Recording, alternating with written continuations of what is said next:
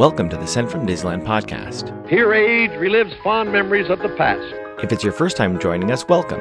On this podcast, we'll take a journey into the past and explore Disneyland and Disneyland history with mementos, snapshots, and postcards sent from Disneyland from 1955 to the present. The postcards from this episode will be viewable on Instagram at Sent from Disneyland or on my website, sentfromdisneyland.com. Today I'm starting off by thanking my patrons from patreon.com. You can join in and receive mail from my desk or from my trips to Disneyland. I'm currently working on some new patron benefits. Patrons can sign up for as little as $1 per month. Special thanks to Random Olive, the first patron to this podcast, and to the e-ticket patrons Tania, Eric Daniels, Monica Seitz Vega, Scott Booker, Russ Romano, Michael and Christina Cross, Scott Cagle, and Sheila Harry. C-ticket patrons Serious Inquiries Only, Debbie Weinstein, Jennifer Schneep, Grace Coate, Ben and Noel Bruning, and Patty Wool. B-ticket patrons The Disney Rewind Podcast, and Jeff and Paige Orton. And to the A-ticket patrons Elise Sharp, Zealot Infinity, Alexis Robles, Maggie and Henry Byers, Angelica Nablock, and the All Aboard Podcast. I am your host, your post-host Clocky, and today we have two postcards sent from California's Great America.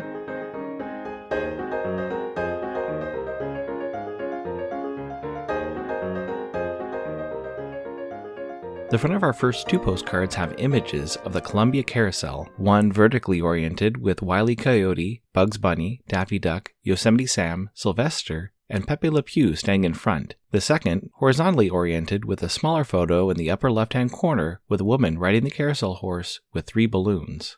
On the back of the vertical card it reads, "The Columbia at Marriott's Great America. Over $1 million worth of hand-carved, dashing horses and gold brocade with just a touch of character to top off your vacation visit." It's postmarked July 30th, 1976, with a Santa Clara cancel and a 9-cent Riot of People Peaceably to Assemble postage stamp, Scott number 1591. I assume they visited the park on Thursday, July 29th, when the weather was a high of 77 and a low of 61. It's addressed to a Miss Carol Todd of Lancaster, Pennsylvania. It reads, "Thinking of you. Love, Judy."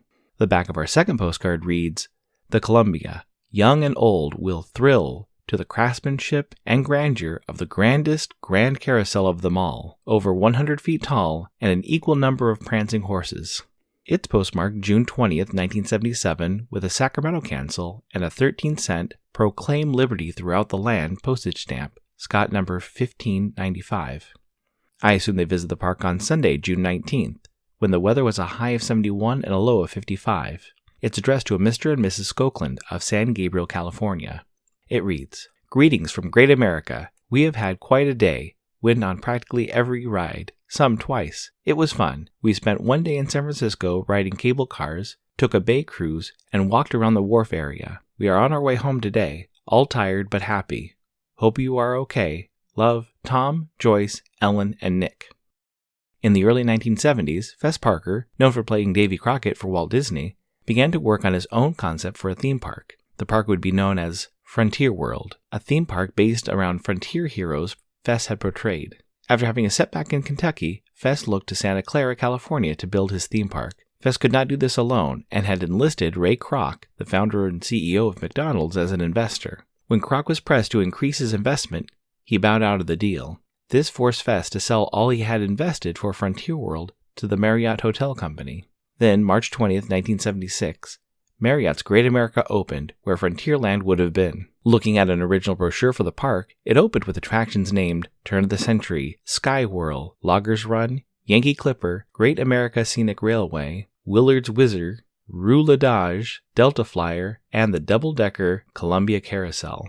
Marriott had also worked out the theme park rights for the Warner Brothers Looney Tunes characters. Guests could meet Bugs Bunny, Daffy Duck, and the Tasmanian Devil, just like at Disneyland where guests could meet Mickey Mouse, Donald Duck, and Goofy. The overall design of the park was a loop system, which is different from the hub-and-spoke concept used by Disneyland. Guests enter the park and are faced with the question to go left or right to explore the park. The park has had themed areas including Yankee Harbor, an early 19th century New England seaport village, Orleans Place, inspired by the French Quarter of New Orleans in the 1850s, Hometown Square with a 1920s small town theme, the Great Midwest Livestock Exposition and County Fair, themed like a turn-of-the-century county fair, and the Yukon Territory with a gold country and mining town theme. Through the 70s, Marriott's Great America added attractions like Tidal Wave and the Sky Tower. Since 1979, the 200-foot Sky Tower is the tallest observation tower in Northern California, although it's now called the Star Tower. Another attraction name change and retheme was the Turn-of-the-Century roller coaster. This ride was designed by Aero Development, the same company that designed Disneyland's Matterhorn. There were some modifications made to the track to make it more thrilling, and the new name given to the coaster was Demon. The concept being the park missed payments on the roller coaster, it had been repossessed by a demon. The rest of the attraction included going through caves with waterfalls with pouring red liquid to resemble blood and fog effects. The entire track was painted black, and a new logo was added to the front of each car. After 9 years of operation, Marriott sold the park to the city of Santa Clara, and management of the park was handled by King's Entertainment Company. The name was only slightly changed from Marriott's Great America to Great America.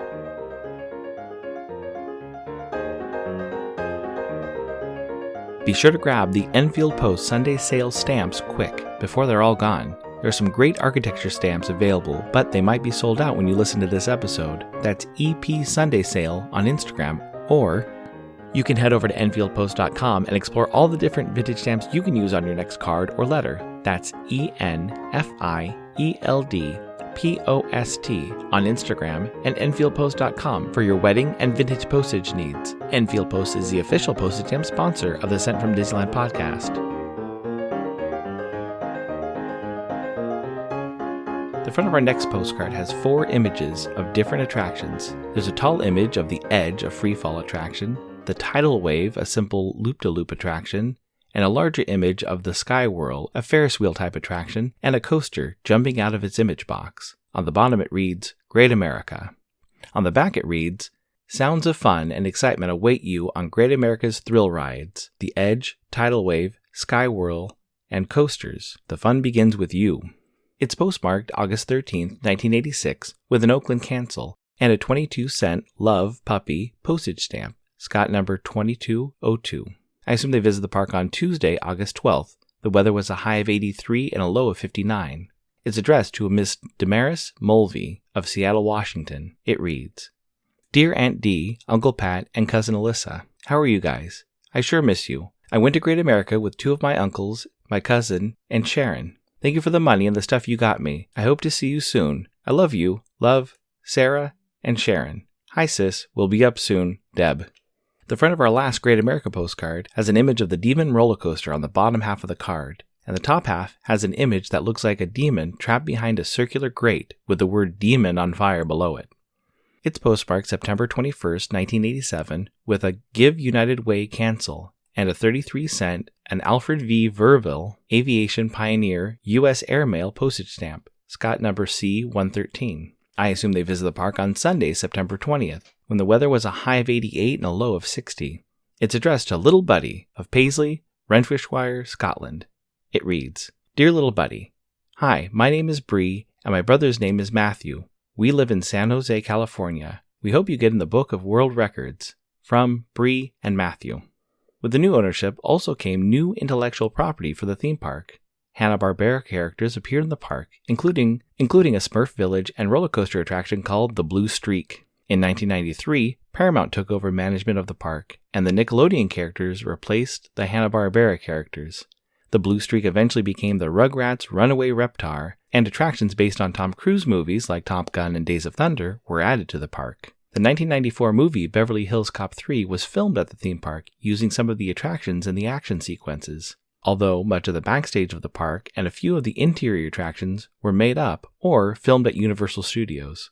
Another themed attraction added in 2006 was called Survivor the Ride, the first reality show themed ride. The name was changed to Tiki Twirl as the Paramount Parks were purchased by Cedar Fair. Cedar Fair is also the parent company of Knott's Berry Farm. Over time, the Paramount and Nickelodeon characters were removed and the Peanuts characters were added. The once Smurf and then Rugrats roller coaster is now the Woodstock Express. Other attractions were renamed like Top Gun to Flight Deck, and the SpongeBob Boatmobiles is now Peanuts Pirates. In 2014, California's Great America received a new neighbor as Levi Stadium was built next to the park. The park and stadium have made arrangements for parking during events at the stadium. The future of the park is unknown. In June of this year, 2022, The land was purchased by a real estate logistics firm which could close the park with a 2-year notice, or in 2033. The city of Santa Clara has spoken out that the land is only zoned for theme park use. We'll see what happens. Until then, I will be enjoying officiating my friend's wedding at the park when this episode drops. Maybe riding a roller coaster like the Railblazer, a single rail roller coaster, or Gold Striker, listed as one of the world's top 10 wooden roller coasters. Or maybe I'll just take it easy on the double-decker Columbia Carousel or the Star Tower. This incoming postcard is sponsored by the Art Throwdown. Art Throwdown, or ATD, is an online craft hour on Instagram, starting at 9 p.m. Eastern, 6 Pacific. Be sure to check out Monday's ATD, which is usually hosted by paper artist Russ Romano. I've seen many amazing art projects, learned about awesome postmarks, postage stamp history, and a lot more on different episodes. It's great to stop in for an hour to watch someone craft or design something unique. Each host brings something a little different to each show. I'll list some of the regular hosts, or you can follow Russ Romano 2021 on Instagram. The front of my incoming card has Grogu in a gift box eating a chocolate frog. Below the box, it reads, "You should have the best Christmas in the galaxy." It's postmarked November 22nd, 2022 with a Sacramento cancel and a Visit from St. Nick Forever postage stamp and a 6-cent Walt Disney postage stamp, Scott numbers 56, 46, and 1355 respectively. It reads, "This is the way. Clocky, I hope you and yours have a warm and joyous holiday season. Here's to a fun-filled Disney 2023. Thank you for your continued support this year. Sincerely, Scott at Disneylanders." Thank you so much for my first holiday card of the season. I hope your mailbox is full this year with holiday wishes, but stays full throughout the year with birthday, holiday, vacation, thinking of you, and just because cards. It's always fun to have your fun mail outweigh your junk mail. Thanks for listening to Sent from Disneyland. If you enjoyed this podcast, please subscribe and tell your friends. It would be awesome to share your favorite episode. There are over 100 episodes to choose from. It would also help to leave a 5-star rating and comment on whatever podcast platform you use.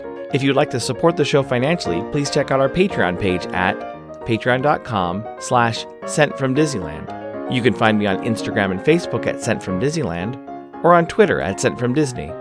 For questions and comments, send me a postcard addressed to Sent from Disneyland, P.O. Box 44, Hood, California, 95639.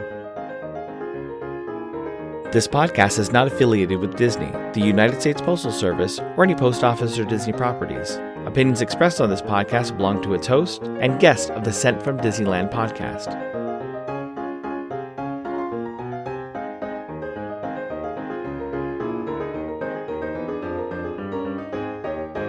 And now, sit back, relax, and welcome your officiant for today's wedding, the host of the Sent from Disneyland podcast, Clocky McDowell.